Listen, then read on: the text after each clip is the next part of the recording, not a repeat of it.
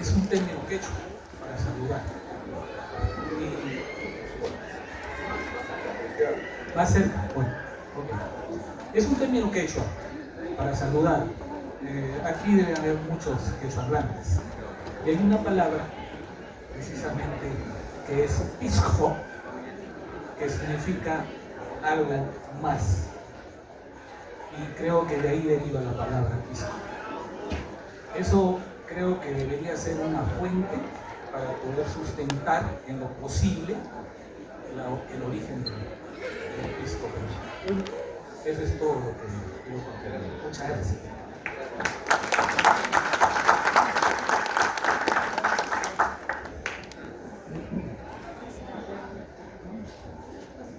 No sé si es una estrategia para que los asistentes compren ya el libro, pero podrían precisar un poquito, a ver, el detalle del descubrimiento que han realizado. Bueno, yo llegué a inicios del año 2024 al Archivo General de la Nación y como principal objetivo el señor Ricardo Moró y todo su equipo me designó revisar los protocolos notariales de Ica. Estos protocolos notariales de Ica datan desde 1568 hasta 1598. Son 30 años de historia y son libros de notarios, por decirlo de una manera más actual, en donde cada uno de estos primeros vecinos de la Villa de Valverde, que es Ica, la Ica actual, tanto indígenas, mujeres y diferentes personajes que llegaban de otras ciudades, hacían diferentes transacciones, compañías, vendían productos, generaban testamentos, etc. Entonces, una de las cosas, o bueno, uno de los primeros hallazgos que se tuvo fue que Ica era la ciudad principal de producción de licores del siglo XVI en el Perú. En ese transcurso de tiempo podemos ver que la bebida emblemática de aquel entonces era el vino. Pero ¿qué pasaba con esto? Que el vino era para el sector de la clase alta de la sociedad. Pero ¿qué pasaba con los demás sectores? Existía una necesidad, obviamente, de entregar un tipo de bebida para poder satisfacer esas necesidades. Entonces, en cada una de estas escrituras se fueron encontrando diferentes tipos: el vino de desecho, el vino de vinagre, el aguapié y finalmente el aguardiente. En este transcurso de tiempo, 1568, pasábamos a 1570, podíamos encontrar las referencias al puerto de Pisco, cómo estas bebidas salían de este puerto a diferentes puntos, en el Callao, la propia Arica, hasta que se llegó en 1583 a un documento del aguapié, que es parte de este proceso de destilación del vino. Pero ¿qué era lo novedoso de este documento? Que podemos ver que ya existían o tenían las herramientas necesarias para destilar y otras herramientas también para producir este tipo de licores. Encontramos el agar, la pultaya, los diferentes tipos de botijas. Obviamente en los documentos van a encontrar las botijas peruleras. Entonces podemos ver que en el Perú se conocía y se podía producir este tipo de bebidas. Posteriormente, ya para 1587, encontramos el documento que hasta ahora es el más antiguo, que referencia a la producción de aguardiente de uva en el Perú. Pero obviamente que nos generó mucha satisfacción, pero queríamos ir más allá, conocer cada uno de estos personajes. Les mencionaba que en el 83 encontramos el aguapié, pero un dato en particular fue que este personaje que vendía esta bebida fue uno de los primeros vecinos de Ica y que en 1569 fue un alcalde.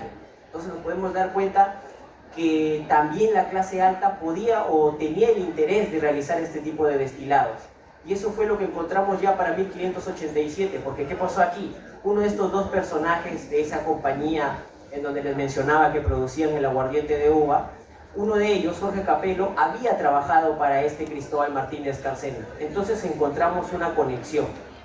Posterior a ello investigamos hasta 1589 y en 1589 ya no era solamente una producción, sino también una comercialización. Nuestro aguardiente de uva iba a diferentes puertos, en este caso hasta Arica. Pero obviamente queríamos muchísimo más y pasamos al siglo XVII y ya en el siglo XVII encontramos en 1605 el testamento de Manuel de Asante, el hermano de Jorge Capello, uno de los personajes que había hecho esta compañía para la producción de aguardiente de uva.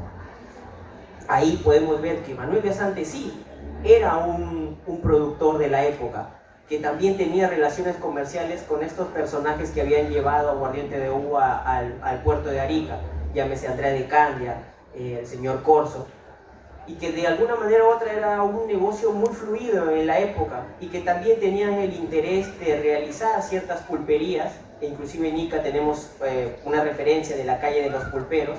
Estas pulperías eran las tiendas de la época, que no solo servían para beber, sino también para comer, encontrando también ese maridaje que tiene tanto la comida como con el pisco.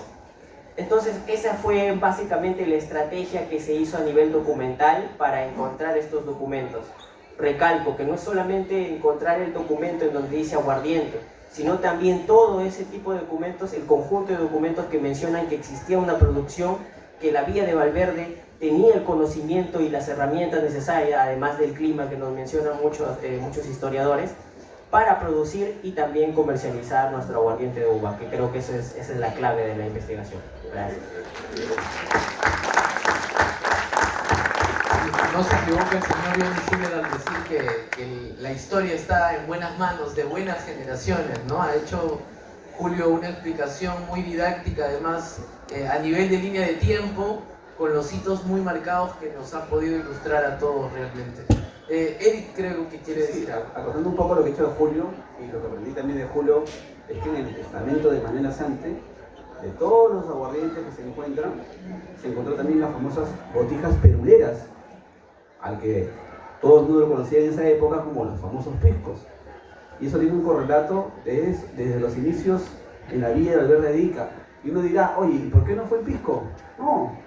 Lo que pasa es que Julio ha salido de un tema que también ha investigado y también me lo ha comentado mucho, es que cuando se estaba creando la Villa de Valverde de Ica, fueron para justamente esta creación de esta ciudad, trajeron indios naturales del pueblo de Pisco, que después fue creado como pueblo el año 1571. O sea, hay toda una historia entre ambos valles y villas que dan ese correlato, y por eso es que en la actualidad, cuando uno revisa la información en el siglo XVIII-XIX, por ejemplo en el Consulado de España, en 1900, vas a encontrar que el propio Consulado de España dice, ¿sabes qué?